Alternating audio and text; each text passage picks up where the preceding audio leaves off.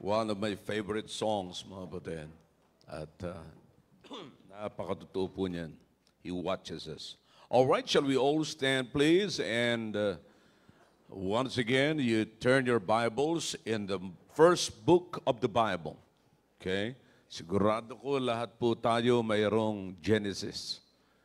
Okay? At hindi may hirapan yung iba, lalo na yung Bible students, maghanap ng book of Genesis. Let's turn to page 52.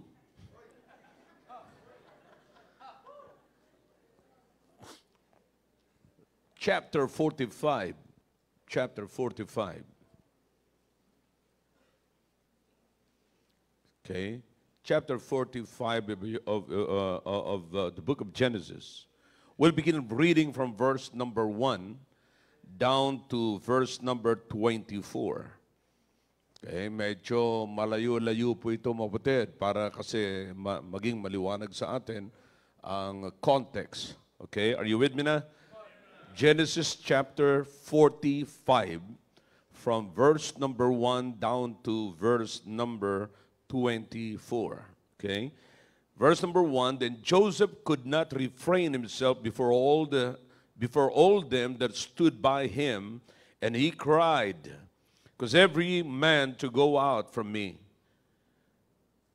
And there stood no man with him, while Joseph made himself known unto his brethren. Okay, you understand? Ang ginawa niya sa verse number 1, pinaalis niya yung mga tao. Okay? Sinabihan niya, alis kayo rito, bakit? Kakausapin ko yung aking mga kapatid. Okay? And he wept aloud, and the Egyptians and the house of Pharaoh heard. I think that's the purpose kung bakit pinaalis niya yung kanyang mga kapatid, para walang makakita sa kanya, sa kanyang emotion, yung pag-express niya ng kanyang emotions in front of his brethren. You see, now, as the previous study, kapatid, last Sunday, ay makikita natin si Joseph na naghanap po siya ng room where he can cry. Di ba? So this time, ay pinalis niya yung mga Egyptians para hindi po siya makita na umiiyak at malaman ng mga Egyptians na ang kausap niya yung kanyang mga kapatid. And so, hindi pa rin napigilan. Ganun pa rin ho nangyari. Verse number 3, and Joseph said unto his brethren, I am Joseph. See that? Because nung una po mga kapatid, hindi siya nakikilala ng kanyang mga kapatid. Imagine that. So, hindi siya nakikilala, kaya nagpakilala siya. Kasi, imagine, matagal na siya sa Egypt, hanggang sa maging gobernador siya, number 2 in rank, next to Pharaoh. And dati si Potiphar ang sikat. Pero this time, Joseph was next in rank. Okay? And then, he was wearing the Egyptian clothes, speak like the Egyptians. You know, he was dealing with his brethren in Egyptian language, not in Hebrew language. Pero this time, nagpakilala. Imagine yung tagpo, ano? Very emotional na tagpo. Hope you understand what we are reading. Yan o ang gusto ko, okay? And then, sabi niya, I am Joseph. And then the first question is, that my father yet lived? And his brethren could not answer him, for they were troubled at his presence. Man, they were troubled kasi alam nila may kasalanan sila. Guilty sila di ba? Guilty sila. Alam nilang sila ang naging dahilan kung bakit napahamak ang buhay ni Joseph. Okay? And yet, let's learn from Joseph. Okay? Now, verse number 4, and Joseph said unto his brethren, come near to me, I pray you. And they came near. And he said, I am Joseph your brother, whom ye sold into Egypt. Okay? Now, therefore, be not grieved nor angry with yourselves, that ye sold me hither, for God did send me before you to preserve life. For these 2 years hath the famine been in the land, and yet there are 5 years in the which there shall neither be earing nor harvest. Yung earing dito mga kapatid, hindi tumutukoy sa hikaw po ninyo. Tumutukoy po ito sa tagbunga ng mais nung araw, okay, ng corn. Okay, and tawag, they're using another word, you know, earrings, you know, that's the culture. That's the word of the culture, mga kapatid, okay? All right, para lamang maunawaan po natin habang binabasa po natin, okay? All right? Verse number 7, and God sent me before you to preserve you a posterity in the earth, and to save your lives by a great deliverance. So now, it was not you that sent me hither, but God. And he hath made me a father to Pharaoh, and lord of all his house, and a ruler throughout all the land of Egypt. Haste ye, and go up to my father, and say unto him, Thus saith thy son Joseph, God hath made me lord of all Egypt. Come down unto me, tarry not. And thou shalt dwell in the land of Goshen, and thou shalt be near unto me, thou and thy children, and thy children's children, and thy flocks, and thy herds, and all that thou hast. And there will I nourish thee, for yet there are 5 years of famine, lest thou and thy household and all that thou hast come to poverty. And behold, your eyes see, and the eyes of my brother Benjamin, that it is my mouth that speaketh unto you. And ye shall tell my father of all my glory in Egypt, and of all that ye have seen. And ye shall hasten bring down my father hither. And he fell upon his brother Benjamin's neck, and wept. And Benjamin wept upon his neck. Moreover, he kissed all his brethren, and wept upon them. And after that his brethren talked with him. And the fame thereof was heard in Pharaoh's house, saying, Joseph's brethren are come, and it pleased Pharaoh well. Wow. And his servants. And Pharaoh said unto Joseph, Say unto thy brethren, This do ye, lay your beast, and go, get you unto the land of Canaan, and take your father and your households, and come unto me, and I will give you the good of the land of Egypt, and ye shall eat the fat of the land. Wow. That's from Pharaoh, mga kapatid. Okay? Maraming takot kay Pharaoh, pero nagbago siya. Now thou art commanded, this do ye, take your wagons out of the land of Egypt for your little ones, and for your wives, and bring your father, and come. Also, regard not your staff, for the good of all the land of Egypt is yours. And the children of Israel did so, and Joseph gave them wagons according to the commandment of Pharaoh, and gave them provisions for the way. To all of them he gave each man changes of raiment, but to Benjamin he gave 300 pieces of silver and 5 changes of raiment. Alam niyo naman po kung bakit.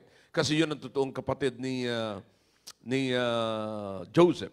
23. And to his father he sent with a manner 10 asses laden with the good things of Egypt, and 10 she-asses laden with corn and bread and meat for his father by the way. So he sent his brethren away, and they departed, and he said unto them, See that ye fall not out of the way. All right, what a great story. You know, sabi ko nga po sa inyo, the book of Genesis is not just the book of the creation of God.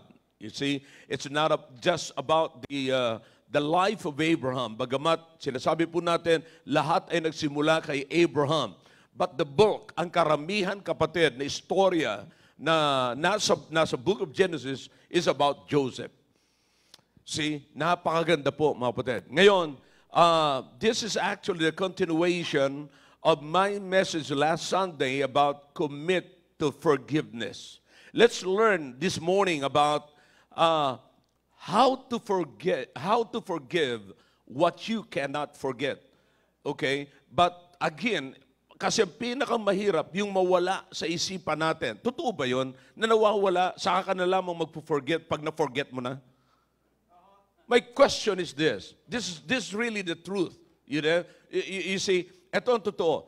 Makakalimutan mo ba talaga ang nangyari sa iyo? Na nakasakit sa iyo? Come on, tell me.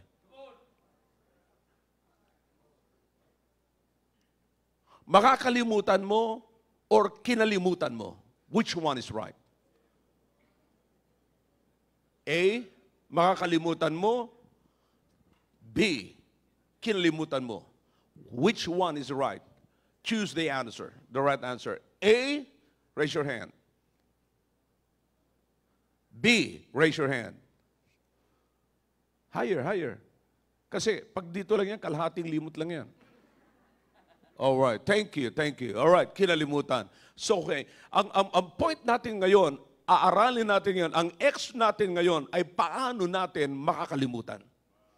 You've got to forget it, not because, for the purpose of forgiving. You see, we have to forget it because we need to forget it. It affects your heart, it affects your life, it affects everything, your movement and everything in your life. Interesting? Alright, tayo po'y manalangin. Dakilang Diyos, salamat po, Panginoon, sa mga talata na aming binasa. Pagpalain niyo po ito, O Diyos, at ang bawat isa, bigyan niyo po ng malawak na pangunawa, at naway maunawaan po namin ang lahat, Panginoon. This is really important, O God. Kailangan po namin. We need it. Sana po, makita po namin dito at maaral namin ng mabuti kung paano po namin makalimutan lahat ng ito. Ito po ang aming dalangin sa pangalan po ni Jesus. Amen. All right, thank you. You may be seated in the presence of our God. Okay? Now, you know, ang nakakalungkot, mga kapatid. Is everybody ready? All right, find your place now. Hanggat maaari, mga kapatid, huwag na sana muna kayong aalis sa upuan po ninyo. Kasi sayang naman yung pagpunta nyo rito. Okay? Hindi po ako magtatagal dito. I promise you na kinakailangan lamang po mag-stay ako rito ng 2 hours. So, okay. Now, alam nyo, ang pinakamahirap sa tao, sa atin, sa bawat isa sa atin, listen, that includes me. Kapatid, huwag nyo sabihin kasi pastor ka. No. Dagdagan mo pa ng isa, kasi gwapo ka. Amen. Thank you.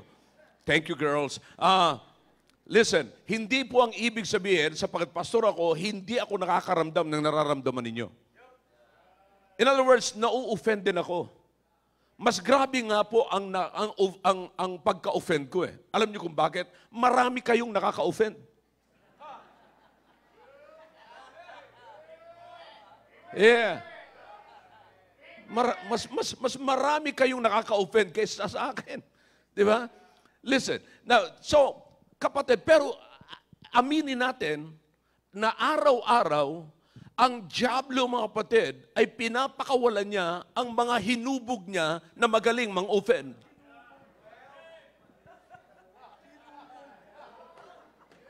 You understand? Na merong galamay ang mga diablo na hinuhubog niya araw-araw yan. Na ang expertise niyan ay mang-offend. You see, we have so many ministries here, kapatid, in our church. We have the Sunday School ministry, music ministry, ushers, security, and many others. At ang karagdagan ay yung nang-offend. Yun ang pinakang ministry niya, mang-offend. You see, kung sino ang nagmumold sa kanya, gusto ko lamang pong ipaalam sa inyo, hindi ako, kundi si Satanas.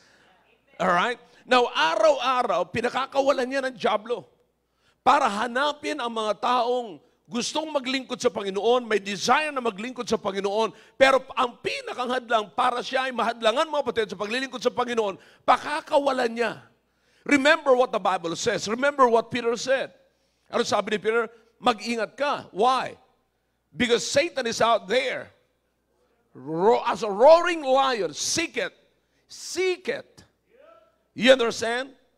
Seek it. Naghahanap. Sino kayang hinahanap ni Satanas? Isa ka na doon. Seek it whom he may, what? Devour. Controlled. You see? Controlled. Devour to get all of you. I mean, the whole of you. That's what I'm saying. Okay? Now, para makuha ka, buo. You say, if he can devour you, na buong buo ka, tapos ka. Gagawin ng diablo yon.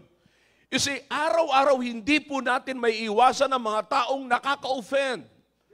They will cross our way. You see, ang ganda-ganda ng gising mo, pagkagising mo, ang number one na mag-o-offend sa iyo, kasama mo sa bahay. Come on, shout it, shout it. Alam kong nandito yon. Matagal na ako nabubuhay sa ibabaw ng mundong ito, kapatid. Alam ko na lahat ng istorya. Alright? Kasama mo sa bahay mo. Alright? Pangalawa, may kasama ka na sa bahay mo, pagdampot mo ng cellphone, nandun pa siya. Andun o nandun, iba na naman yon. Ibang level na naman ng offense yun. You see, at least, graduating. At least, nagle-level up ka. But I'm telling you, brethren, in this world, you will be offended because many offenses ang mararanasan mo, kapatid. But listen, meron pangako ang Biblia. Walang makaka-offend kapag ka ikaw ay founded ng salita ng Diyos. That's what the Bible says. That's not mine. Okay? So, napakaganda mga kapatid na makikita po natin kung paano at ano ang gagawin po natin. You see, now may mga tao, sabi ko sa inyo, na sinasadya ka dyan talagang i-offend. Sinasadya. Alam niyan, do you understand this? Kayong mga may asawa, alam niyo na ang ibig ko sabihin. Alam niya na nakaka-offend ang kanya sasabihin, pero sasabihin niya pa yun sa'yo. Bakit? Kasi gusto kanyang masaktan. Sige, magkunwari kayong, parang wala kayong alam. Sige. Yeah. Maglalaki, magbabae, you're doing the same thing. Come on, talk back to me if you can. Alright? But listen, ano ang gagawin natin? And most of the offense or, offenses, mga ganon, karamihan doon sa mga offenses na yung mga kapatid, karamihan doon ay napakahirap mong kalimutan. Kaya nga makikita niyo mga kapatid, may mga tao na ang saya-saya ninyo pag nasa church kayo.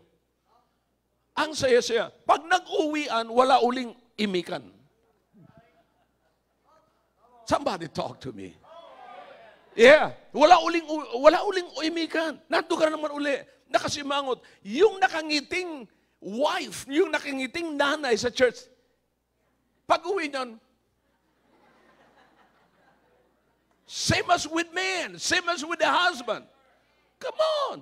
Ngayon dito, ang lakas ng amen ninyo, pag uwi nyo sa bahay, ang lakas ng mura ninyo. Why is that? Because nandyan lang sa paligid ninyo ang nakaka-offend. Nandyan lang. And then you will remember, hindi lamang yung, sinabi niya ngayong araw na ito, ang mangyayari ngayon, maiko-connect mo yan sa sinabi niya kahapon. And then pagkatapos yan, maiko-connect mo na naman ulit sa sinabi niya nung isang nakaraang araw. Hanggang sa makarating na nung bago siya ipinanganak. Oh man, this is really bad. Now, listen. Ano ho ang gagawin natin? Ang pinakang number one na sinabi ko sa inyo nung nakaraan, okay? Para matuto tayo na magpatawad is to what? Release yourself from anger. Now, what is the very essence of forgiveness? The very essence of forgiveness, kapatid, is this, okay? The most essential part, pinakang mahalaga na bahagi pagdating sa pagpatawad is to make up your mind, make a decision that you will forgive. Decision is not about feeling. I'm saying forgiveness is not about feelings. It's about decision. Nag-forgive ka, nagpatawad ka sapagkat nag-decide ka na mag-forgive. You do not wait someone or the offender to be good to you. Or, bayaran ka sa atraso niya sa iyo. No, hindi mo na hintayin yon. But you've got to make up your mind and make a decision that I will forgive, and I will release myself from my anger. That's the first step. Listen now, again and again, forgiveness is not easy for the repeat offenses. Sarap yun, ha? Nagulat ako dun. Which is true. Yung paulit-ulit na pagkakamali, paulit-ulit na ginagawa, paulit-ulit na sinasaway mo, pero ginagawa pa rin. Come on, talk to me. Napakahirap patawarin yan. Alam mo kung bakit? Ang pasok ng Diablo dyan sa iyo ay ano? Inaabuso ka na, inuuto ka na. But you know what? My point is, I don't like my anger to control me. And the only way for anger not to control me is to release the anger. Woo, woo, woo. All right? Now, listen now. That's the first step. That's the initial steps. Na sinasabi ko po sa inyo. Release yourself. Make up your mind that you will release yourself from anger. Okay? Here's the thing, kapatid. Again, papasok at papasok po yan. Babalik at babalik po yan. Awan ko, parang projector po yan na nare-rewind. Muling ipapapicture yan sa isipan ninyo. Kapatid, yan ang napakagandang creation ng Diyos sa buhay natin. Magaling ang isip natin mag-register. Yeah. Kumpleto yan. Alam mo kung anong hugis ng ilong. Alam mo kung nasaan ang tagyawat. Alam mo lahat ng itsura niya. Mariremind ka talaga. Bakit? Kasi alam ng Diablo na pag nakita mong itsura, maasar ka. Alright? So the devil knows, sabi ko sa inyo kapatid, expertise yan ng Diablo mo kapatid. Now, paano natin ngayon, titignan ngayon, kung paano natin sasadyaing makakalimutan, sasadyain, sabi ko sa inyo kanina, kinalimutan, hindi nakalimutan. Sapagkat ang paulit-ulit na kasalanan ng nakaka-offend sa iyo ay napakahirap kalimutan. Oh yeah, I'm telling you, akala mo, bati na kayo. Akala mo, sa sarili mo, okay ka na. Akala mo, pag nakaupo na kayo, nakangiti ka, there will come a time na parang, okay na talaga, nagbibigayan na, everything is okay na. Pero all of a sudden, ang Diablo, biglang, just, parang mga reels. Parang hindi nyo nakuha yun. Muli na mag-play na naman sila. Bang, alam mo yung ginawa niya? Sa demonyo talaga yun eh. Gagalitin ka na naman uli. Gagalitin ka na naman uli. Pag nagalit ka na naman uli, babalik na naman, bakit bigla ka na lamang nagsimangot sa kanya? Kani-kanina lamang ang saya-saya natin. Kani-kanina lamang nakangiti ka sa akin. Kani-kanina lamang sinusubuan mo ako. Sabi mo, ang sarap mo, tikman mo. Ngayon sinusubo mo na sa akin, lason. So do you understand what I'm talking about? Because napakahirap, kapatid, ang pagpapatawad. Pero kapatid, I'm telling you, yeah, forgiveness is not easy, but it is possible. All right? Now, paano natin makalimutan, kapatid, o kakalimutan ang mga bagay nito? Now, let's try to look on how God moves in the life of Joseph. Okay? In the life of Joseph. Now, sabagat makikita natin again and again, true forgiveness comes from the decision you make and not from the feeling you take. Let me say this again, para meron kayong pang my day. All right? True forgiveness comes from the decision you make and not from the feeling you take. Did you get that? All right. Now, let's take a look on how Joseph forget everything. How he forget everything. Kasi napakahalaga po nito na matuto po tayo sa buhay ni Joseph. Kasi yung sinasabi natin na, kasi kaya nagawa niya yan kasi ganyan siya. No, listen, tandaan niyo mga kapatid. Kung pipiliin ni Joseph na maghigante, makakapaghiganti siya. Because he was in the position to do that. Di ba? He was. It's time. Pero mga kapatid, hindi niya. He made up his mind. He chose not to avenge against his brethren. Okay? Now, let's take a look sa ginawa niya mga kapatid. The first, para totally makalimutan niyo na. Listen. Is there anybody here? Don't raise your hands. But is there anybody here, kapatid, sa ating kalagitnaan ngayon, meron ba tayo rito sa ating kalagitnaan ngayon na pwede na makapagsabi sa iyong isip lamang ngayon, sa iyong puso ngayon, Pastor, alam ko yung katabi ko may atraso sa akin.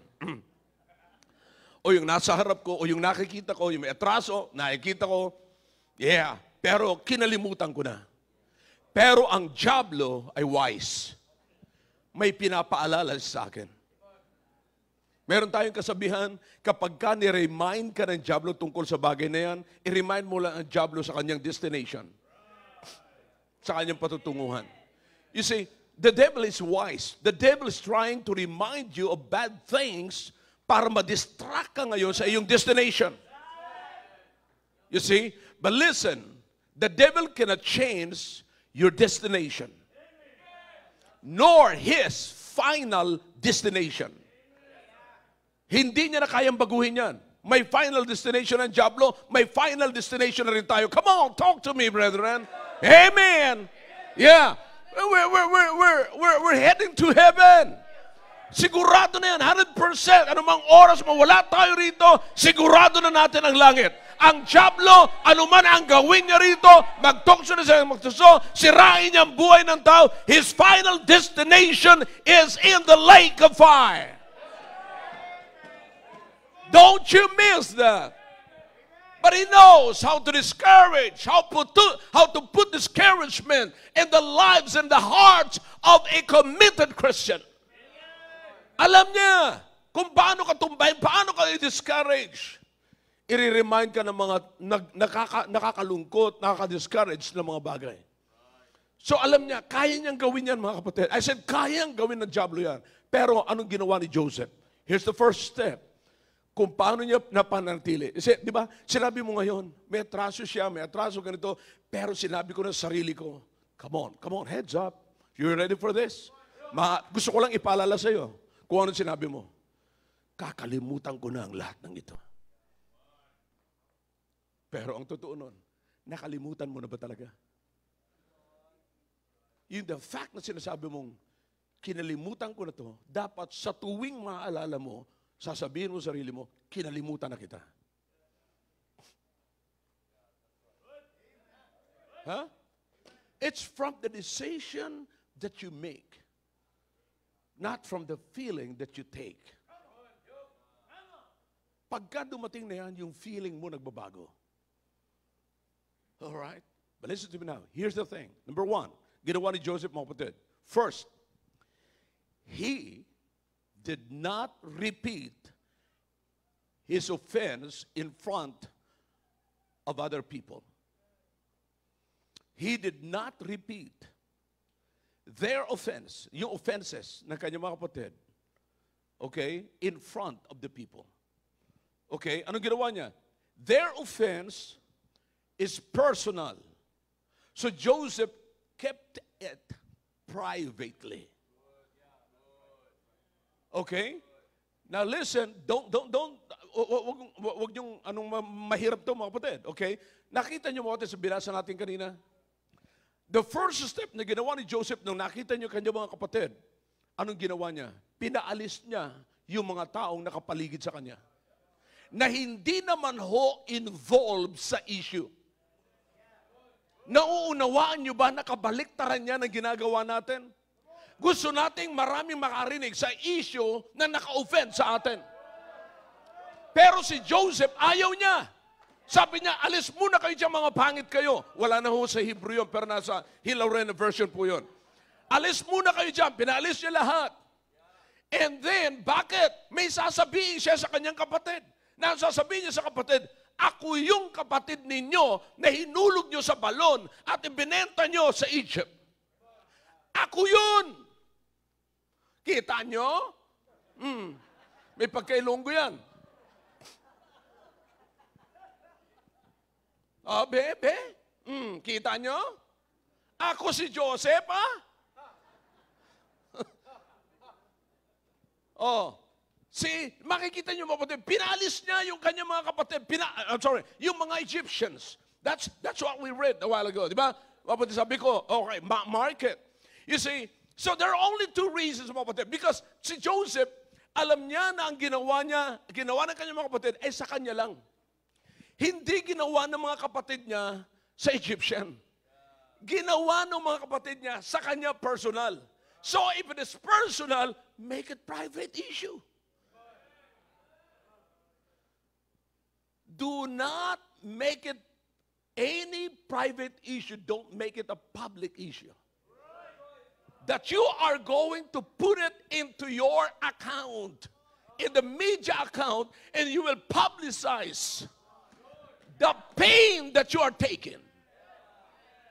Because at the end of the day, sino ang may sakit? Sino ang may pain? Sino ang hurt?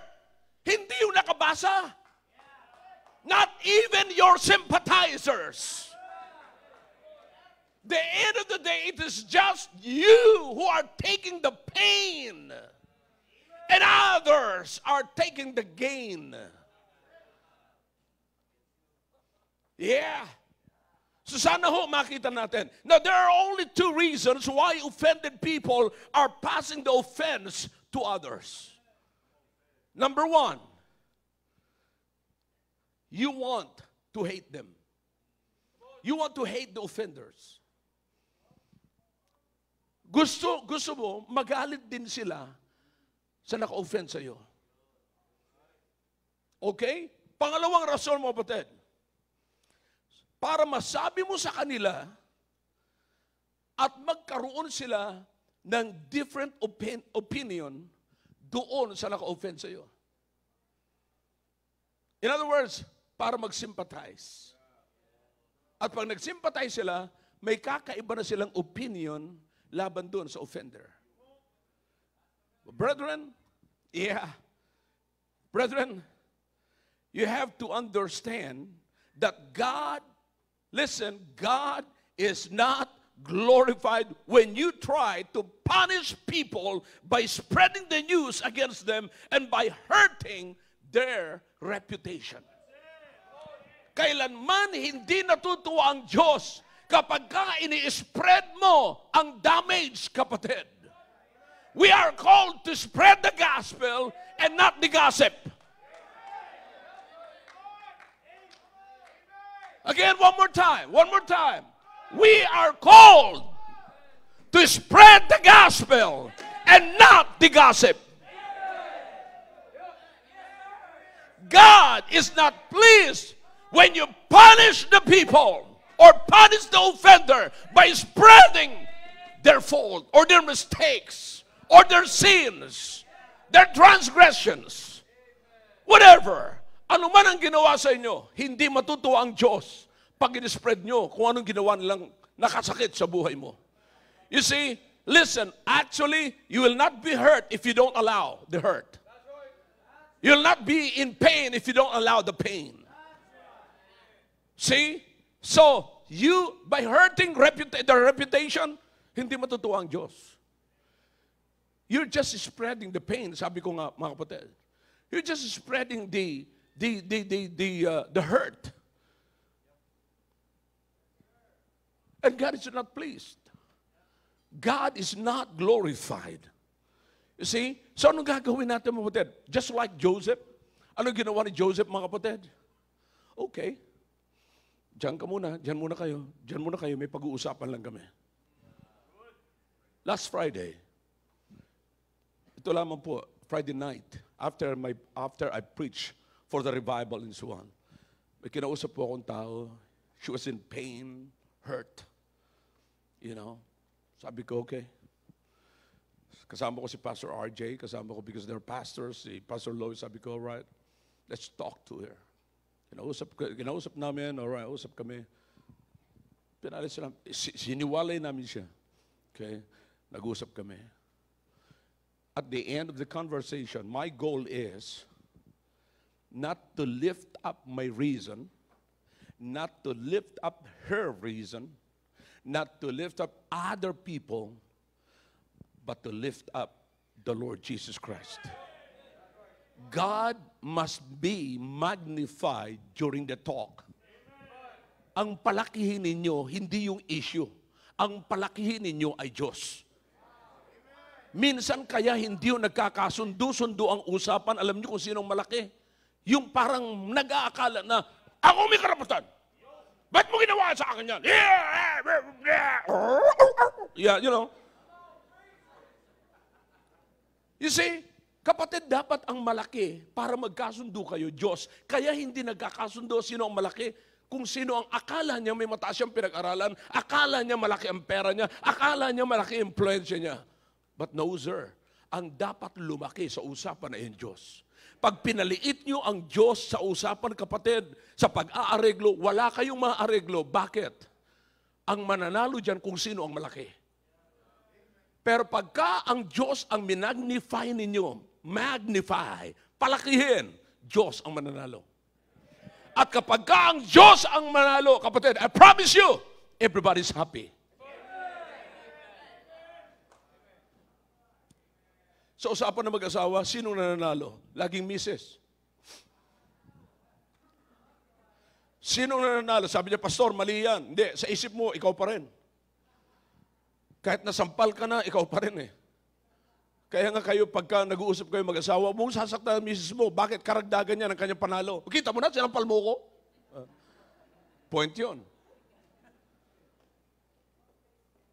See that? So that's a problem. See? So anong nangyari, kapatid? Never spread the issue. If it is private, make it private. Don't make it public.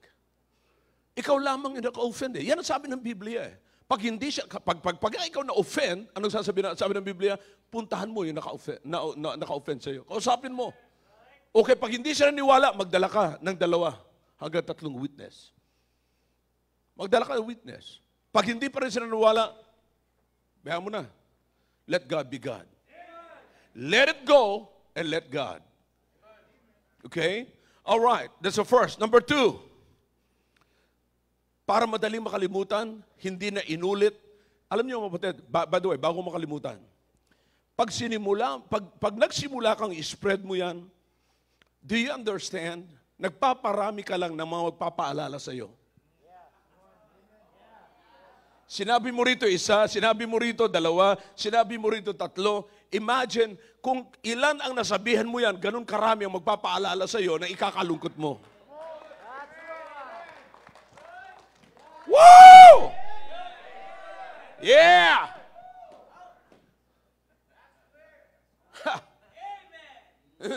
Kung ikaw lang sana nakakaalala mo, kapatid, si Satanas lang magpapaalala sa iyo. Pero pag pinaalala mo lang kay Satanas, alam mo ba napupunta ka rin isang araw sa impyerno? Titigil na yan. Pero kapatid, yung isa, lalapit na yan sa iyo, sabihin sa iyo, uy, naalala ko nga pala yung sinabi mo sa akin. Alam mo talaga, yung taong yan, yan din yung bumanat kay Brother Roy. Naalala ko yan. Oh, ang dami na, yung pang isang nasabihan mo, alam mo, Brad, nagmamalasakit lang ako.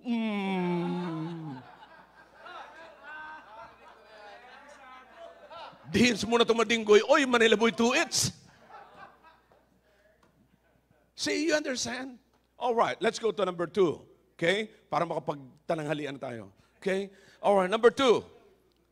Para hindi mo na maalala, all right? Sabi ko sa number 1, kapatid, is what? Like Joseph, hindi niya na inulit. He did not repeat the issue. Their offense, kapatid, in front of other people. Never do that if it is private. Okay? Now, if you're offended in the public, kapatid, if you want to rebuke the offender, all right, rebuke it with your heart. You rebuke him or her with your heart. In other words, rebuke is better than secret love. Do you have the, open rebuke is better than secret love. Okay? So, in other words, nagkasala niya, Brad, pinakamaganda yan, ganito gawin mo. Okay? All right. Let's go to number 2, kapatid. Okay? That's number 1, mga kapatid. Number 2, do not seek revenge and not resentful to their blessings. Okay? Para tuluyan mo nang makalimutan. Yung sinasabi mong, kinalimutan ko na yan, pastor. Pero ang hindi ko kaya yung, pag nakita ko siya, naalala ko na naman. Kapatid, hindi yan mawawala sa harapan mo. Kasi, iisa lang ang simbahan ninyo.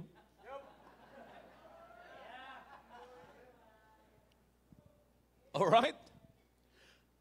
Pero ano dapat mong gawin para hindi mo na maalala? At hindi sa ibig sabihin, hindi mo na maalala, hindi na mawawala sa iyong memory. No. Hindi mo na bibigyan ng bigat yung iyong alaala. Okay? Do not seek revenge. Kaya ka nagsisik ng revenge, kapatid, sapagkat nandoon yung bigat sa iyong alaala. Tanggalin mo yung bigat. Para bang bubuyog, kapatid. Gusto mong laruin yung bubuyog, tanggalin mo yung sting. Di ba? Yung stinger, yung tumutusok. Para ilagay mo man yan sa palad mo, wala nang tutusok sa'yo. She'll not be hurt. Bakit? Wala na yung stinger. Wala na yung tumutusok. Okay? You understand? Now, nandyan yung kaso, nandyan yung sakit, pero wala na yung pain. Wala ka naman naranasan pain. Bakit wala nang sting? Okay? That's exactly what the Apostle Paul said to the Corinthians. Oh, death, where's thy sting? What is the death? What is the sting of death? Sin.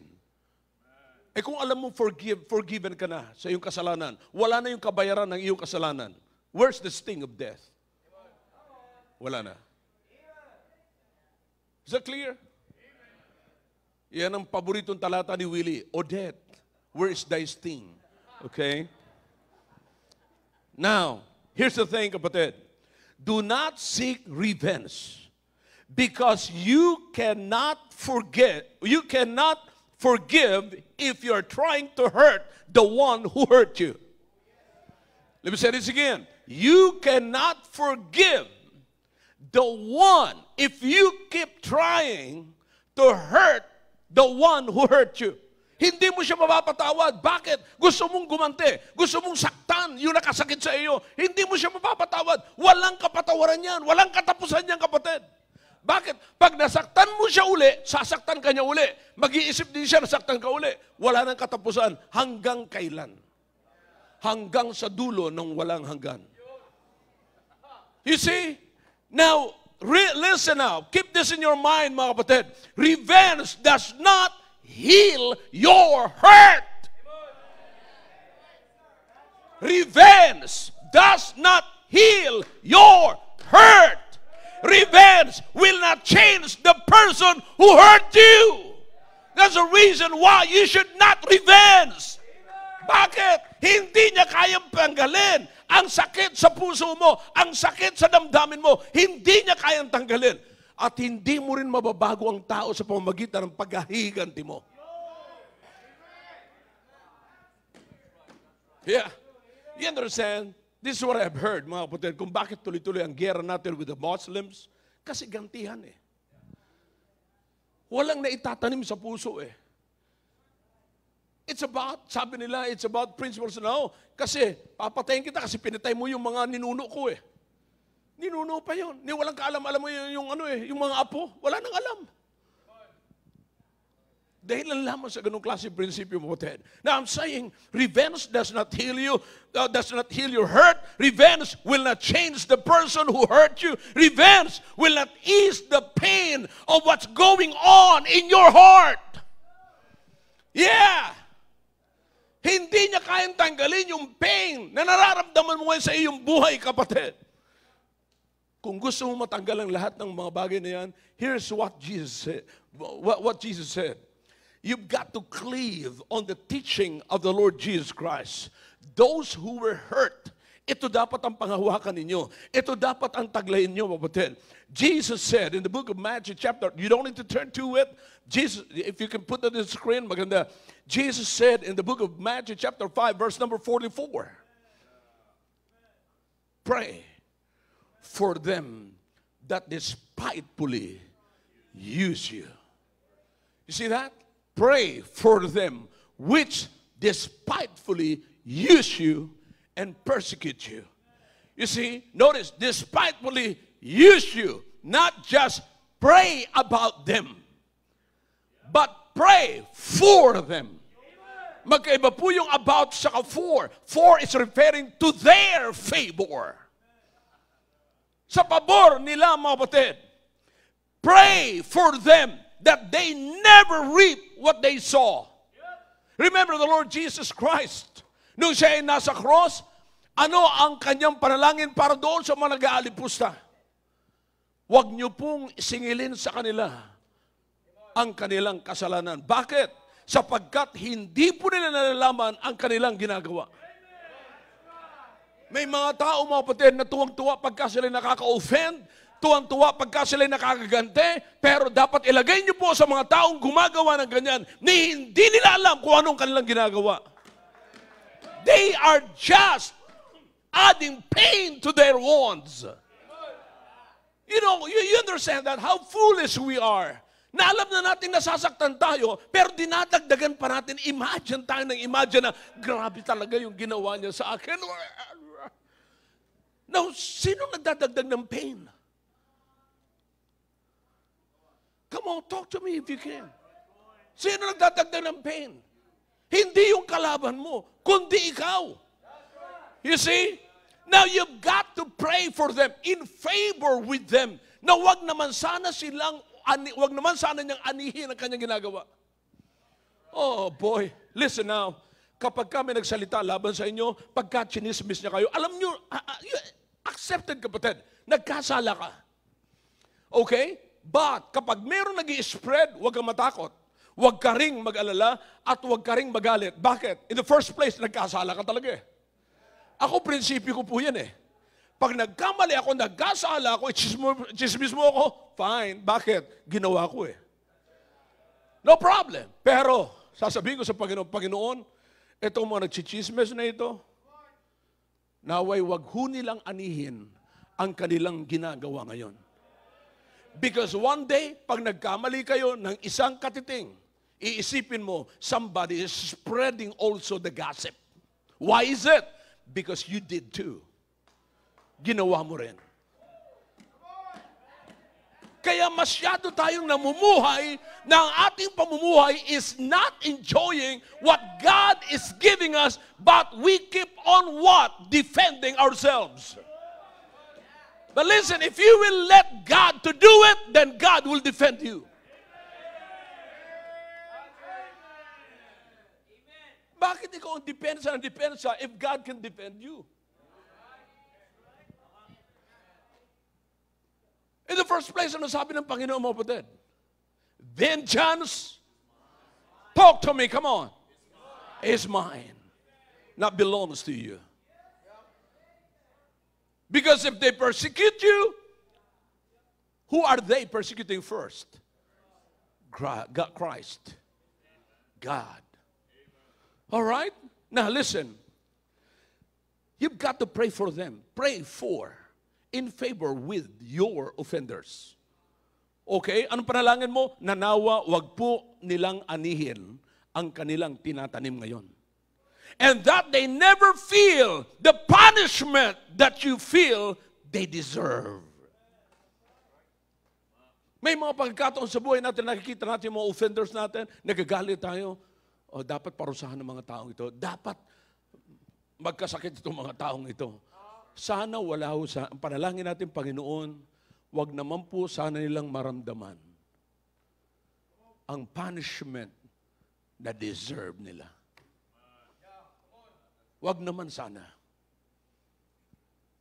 That's how you practice, kapatid, kung paano mo sanayin ang sarili mo, nakalimutan mo ang lahat. Para manatiling nakakalimutan mo. And that they may walk away, hands up, of being blessed by the Lord. Ikaw ngayon, makakalakad ka ngayon, mga kapatid, na natutuwa ka, na hindi lamang nila aanihin ang kanilang ginagawa, kundi isang araw sila pagpapalain din ng Panginoon. Huwag kang magalit, huwag kang mainggit, huwag kang magtanim ng sama ng loob. Kung yung mga offenders mo ay pinatawad ng Panginoon at pinagpapalaan ng Panginoon. Brethren, you've got to rejoice with them. You see, wag mong kahingitan. Minsan ganun mga kapatid eh. Alam mo, ginawan ka na ng masama, abay, nakikita mo mukhang umaasenso yata. Sabi niya, iba talaga ang kampo ni Satanas, ano? Yeah. Pero, it should not be that way. You see? Now, listen, huwag kang matutuwa na kapag ka sila'y pinapunish ng Panginoon. Yan ang sabi ni David. Yan ang isa sa mga prinsipyo ni David. But that they may walk away, hands up being blessed by the Lord. So, that's the true forgiveness, mga kapatid. Make a decision that you'll not be resentful when somebody is not being punished. Huwag kang sasama. Ang tagal nitong taong ito. Alam mo itong taong ito, ang tagal-tagal na nito. Pero hanggang ngayon, parang hindi man lang, anak kaya ito ng Diyos? Bakit? Parang hindi pinapalo eh. Di ba ang anak ng Diyos pinapalo pagka nagkakamali? Parang itong taong ito parang hindi pinapalo eh. Parang manok yata ng Diablo to eh.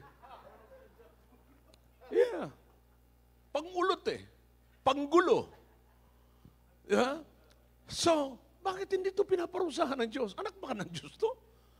Di ba? Ang sabi ng Biblia, maliwanag eh, anak ng Diyos ay pinapalo. Eto, namalo na namalo. Kailanman hindi napalo eh.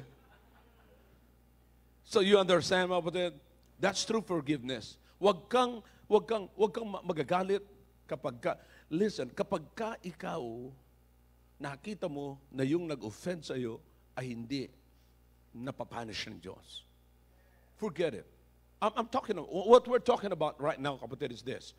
Para manatili yung damdamin mo na, okay, kinalimutan na kita, kinalimutan ko na yung ginawa sa iyo, pero nandiyan pa rin sa isip lahat talaga yan. Pero para mapanatili mo na talagang wala na yung bigat sa iyo, na-release mo na yung anger mo, na-release mo na yung pain, wala ng pain, because you already released the pain, the anger, you also released the pain. Wala na yung anger eh. What is punishing you, kapatid, is your anger. You see? So, si David, kinalimutan yan. Si Joseph, kinalimutan yan. You understand? Listen now. Study carefully. When you get home, starting from chapter 42, then 43, 44, and now we have just read chapter 45. It's all about the story of Joseph. At pinapakita po doon kung ilang beses sila nag-meet, kapatid, ng kanyang mga kapatid. You understand that? Pero you will only notice na isang beses lamang niya binanggit na nagpakilala siya na ako yung kapatid ninyo na dinala nyo sa pit, ibinenta ninyo, at kinamuhian nyo. Now, hindi na ho natin babalikan kung bakit sila kinamuhian. Alam naman po natin, mga kapatid, na paboritong anak si Joseph ni Jacob. Okay? But listen now, hindi inulit-ulit, wala kayong makikita dyan na pinaulit-ulit ni Joseph yung kanilang kasalanan. At diniscuss niya publicly. No. He made it private. Am I clear to you? All right? So, that's true forgiveness, mga kapatid. In order to forget what you know about it, maintain it, then your decision has something to do with it. Okay? All right, number three. Number three, kapatid. All right, we're almost done. We're almost done. Okay? Number three, do not rewind their offense and replay your emotion. Do not rewind their offense or offenses and replay your emotion. Okay? True forgiveness, here it is most clearly seen when you have to interact again with the one who hurt you. Diyan mo makikita, mga kapatid, ang totoong attitude mo kung kinalimutan mo na talaga yung nangyari sa inyo pag nag-cross uli kayo ng landas. Tandaan nyo, mga kapatid, katulad sinasabi ko sa inyo, lahat na naka-offend sa inyo o yung naka-offend sa inyo, magkikita pa rin kayo. Baka nga magkatabi kayo ngayon, hindi ko lang alam. Or nasisilip mo, alam mo naman ang mata natin, dito ka nakatingin, Pero alam mo kung anong kulay ng damit niya. Bakit? Iisang simbahan lang kayo. I-assume mo na magkikita uli kayo. Bakit? Kasi dito pa rin kayo nagsisimba. Eh kung totoo pa talagang ligtas kayo, ay magkikita pa rin kayo sa langit. Baka pagdating sa langit, sasabihin mo pa sa kanya, alam mo ba, hindi ko makalimut-limutan yung ginawa mo. All right. You see, now listen, magkikita uli kayo. I said, magkikita pa rin uli kayo. But here's my advice. Don't you ever put the control of your emotions in their hands. Don't you put the control of your emotions into their hands. Na pagka nakita nyo, nanginginig ka na. Na pagka nakita mo, tumataas na ang kilay mo. Na pagka nakita mo, habang nire-rewind sa iyo ng Diablo, yung mga nangyari, nire-replay mo naman yung iyong emotion. Muling bumabalik yung galit mo. Now, you have to realize that after the initial offense, get this, everybody heads up, don't you miss this. You have to realize that after the initial offense, most of the pain that you feel about it is self-inflicted pain. Pagkatapos, kapatid, ng pagka-offend mo, okay, ang susunod na pain dyan ay hindi na siyang may gawa. Ikaw na ang may gawa. Bakit? Because you are allowing these offenders to what? Control your emotion. Kapatid, prinsipyo ang pag-usapan. Prinsipyo. Sasabihin mo lagi, oh yeah, hindi ka may control sa buhay ko. Ako, mauupo ako simbahan na maayos, makikinig ako ng maayos, mag-i-amen ako sa panahon na mag-i-amen. Kapag kaalam kong nalilift up yung aking puso, I cannot shout, I cannot just say amen, but I will shout amen. I don't care kung anong iniisip na ibang tao sa akin. You are not in control. God is in control. Kaya minsan, karamihan, tapos na yung kwento, tapos na yung istorya, tapos na yung pagka-offend mo. Iisang offend, hindi matapos-tapos. Bakit? May pain ka pa, may hurt ka pa. Alam mo kung ano na nandiyan, mga kapatid, ano nagpaparusa dyan sa iyo? Self-inflicted na. Because you allow yourself to sit in negative emotions. Diyan ka nagpa-park, diyan ka nag-i-stay. Not only that, not only in that, that you allow to sit in a negative emotion, but you also allow yourself to contemplate hurting. Yan ang nakakalungkot eh.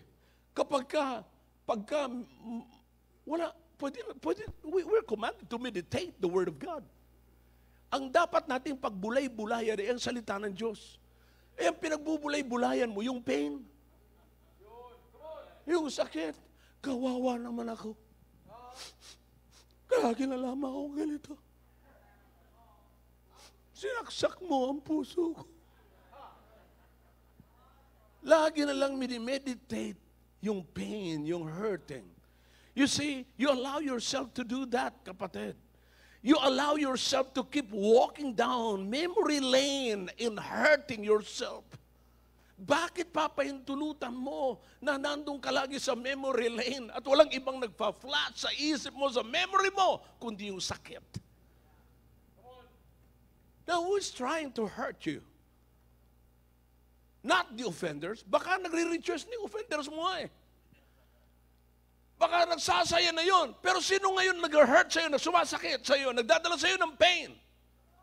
Ikaw na. Nandun ka lagi naglalakad sa memory lane. At naalala mo ngayon yung pain. At nagme-meditate ka ngayon sa pain. I hope I'm clear. Kapatid, sana makita po natin yan. Walang pagkakaiba yan, kapatid, sa sugat. Listen, lahat po ba tayo nakaranas sa magkaroon ng sugat? Say it louder. All right. Anong kalokohan na gagawin nyo na pag may sugat dyan, kutkot kayo ng kutkot? Lalong-lalo na pag nangangati na, yung papagaling na, nangangati na yung sugat. Ang sarap kayang kamutin. Lalo na pagka ang sugat ay nandito. Ang sarap kayang kamutin. Pero ang tanong ko ganito, kahit masarap kamutin, ang point mo ba, mas masarap bang kumamot o mas masarap gumaling? Talk to me. Alin ba ang masarap? Alin ba ang masaya? Gumaling yung sugat o kumamot?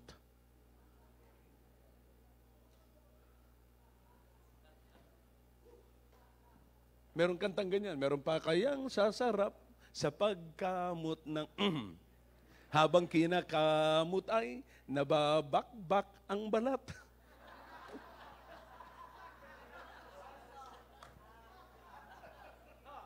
You know the song? Kantahin natin. Oh, no. Listen. Here's the thing. Hindi gagaling yan. Kinukut-kut mo eh. Just leave it alone. At kung maganda pa ang immune system mo na hindi pa sinira ng maraming sugar mo, gagaling ng kusa yan. Leave it to God.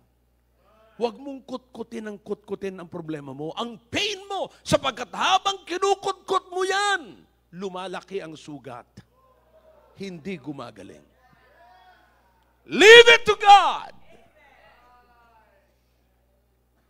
Lastly, all right? Release them from worry and remember your story differently. Okay? You understand, mga kapatid, na yung mga may atraso sa atin, they're worrying also eh. Natatakot. Remember, ano sabi ni Joseph sa kanila? Huwag kayong matakot. Bakit? Halika kayo, lapit kayo rito. Lapit kayo, pinalapit niya. Kasi alam niyo naman yung mga tao, mga kapatid, takot yan. Pag may atraso sa iyo, parang ayaw lumapit. Maya-maya, nandito ka, magpapasari yan dyan. Di ba? Magpaparamdam lang yan dyan na gusto nilang lumapit. Pero, they're worrying. Do you understand kung paano tatanggalin yung worry nila? You've got to remember your story differently. All right. Ano sabi ni Joseph sa kanila?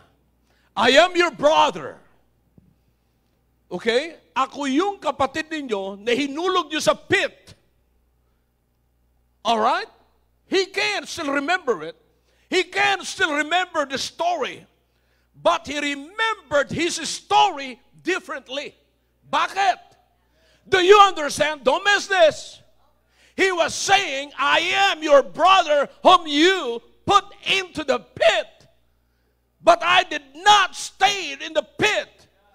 It is my story is from the pit to prison. And from prison to palace. That's why he can say, you are not the one who sent me here. It is God who sent me here to preserve your life. Minsan yung pain lang nang nakikita natin. Hindi natin nakikita yung beyond the pain. Because beyond the pain, there is another story. I don't care if you are hurt right now. I don't know if you're still suffering pain this morning, brethren. But what I know, beyond that pain, there is another story. Minsan hindi ho natin nakikita yan. Yeah, nasaktan tayo, masama ang loob natin. But you know what? You've got to understand and to learn how to differentiate the moment and the movement.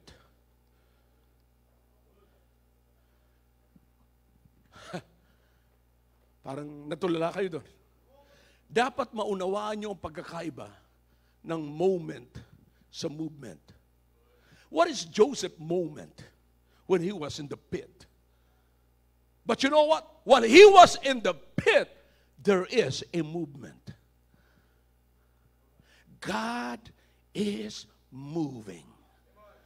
God is moving. From his moment, God pulled him out from the pit. And he brought him to where? Prison. Wala namang karason-rason, kapatid, kung bakit siya napunta sa kulungan, kapatid eh. Wala namang rason, walang magandang rason. Niloko lamang po siya ni Mrs. Potiphar. Nung una nasabi ko si Mrs. Pharaoh, no, Mrs. Potiphar. Hindi ko na tinanggal sa memory ko yan eh. You know what? Niloko lamang po siya ni Mrs. Potiphar. Nakursunadahan siya, nagustuhan siya ni Mrs. Potiphar, gusto siyang makuha. Alam ko na, kayo mga babae, pag kami gusto kayong kunin eh. Men, learn from this. Mag-ingat tayo. In-accuse siya ng hindi niya ginawa. But what I want you to see is the movement, God's movement. Para lamang siya makarating sa palace, dumaan pa ho siya sa prison.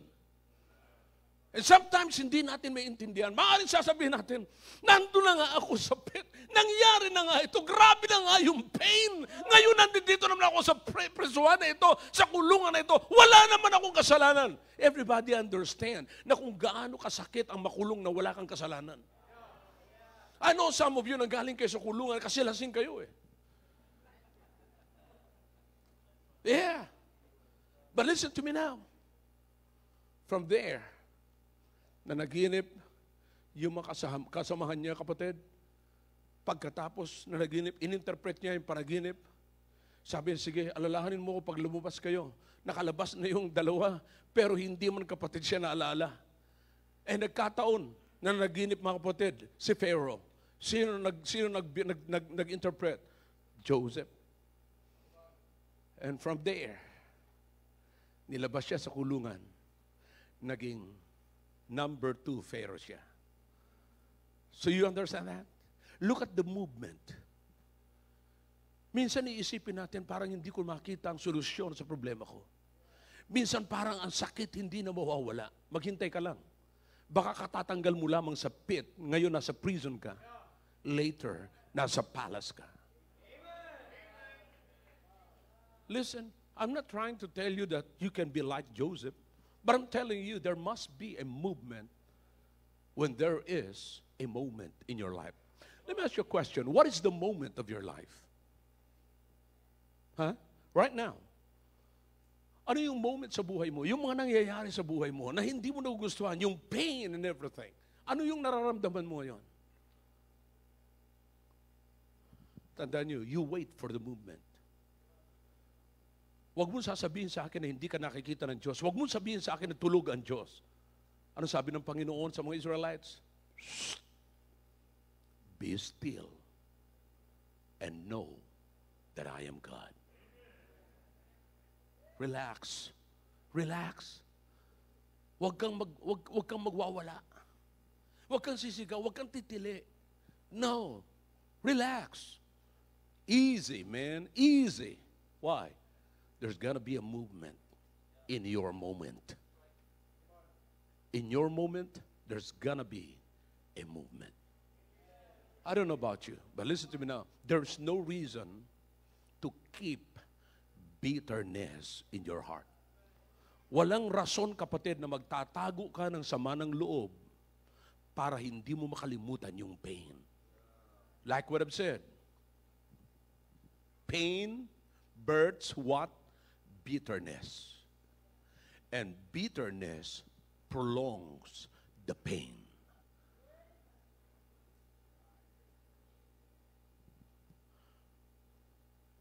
Ang pain, nanganganak ng bitterness, at ang bitterness, yan ang nagpapahaba ng pain.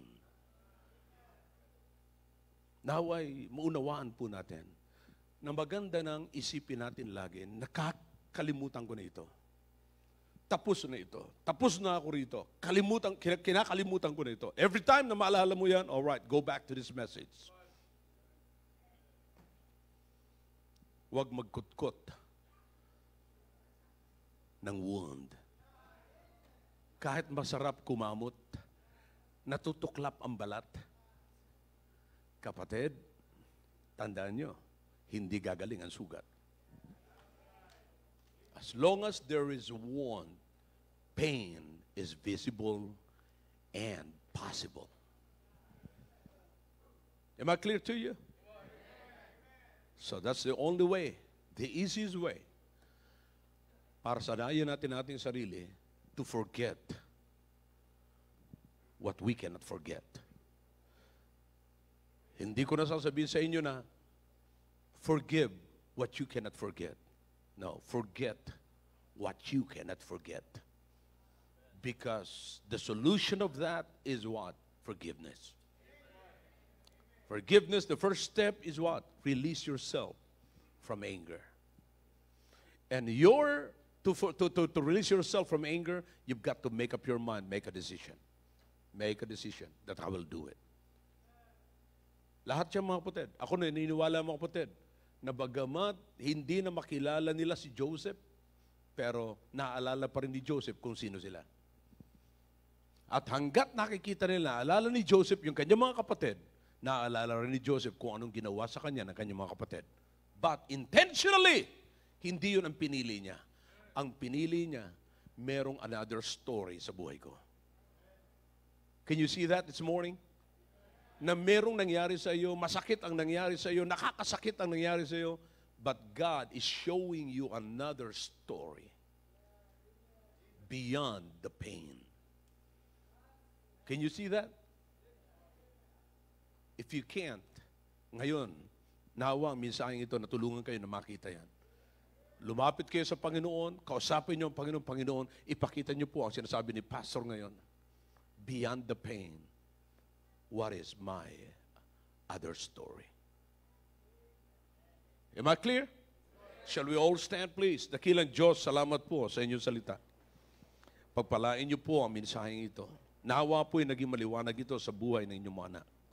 Please, oh God, nawa po sa umaga ito, dito na po ang simula ng pag-release namin ng aming pain because we have seen the story of Joseph.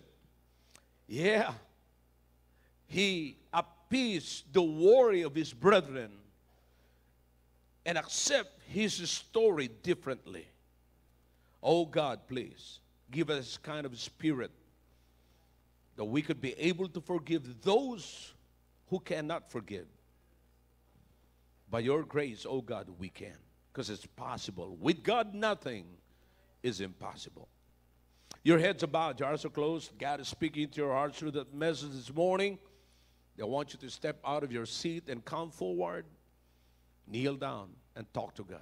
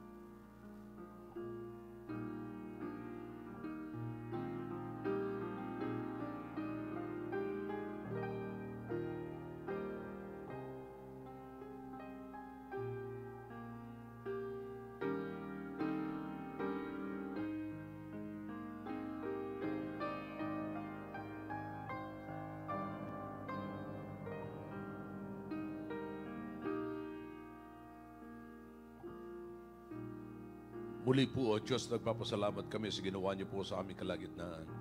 Thank you, O God, for allowing us to hear this message. And thank you for bring us here na naging dahilan para makapakinig po kami ng ganito. Oh God, I know there are so many people in this auditorium that might be in pain. They were hurt, oh God. Nawa po sa pamagitan ng mensaheng ito ay na-unwind po kami, na-release yung pain. At dito na magsisimula ang peace of mind. If we will just allow the message to work in our hearts, oh God, even in our minds, it will ease the pain. Thank you, oh God, we praise you. Now I beg you, oh God, to please save the unsaved and baptize the converts. In Jesus' name, amen.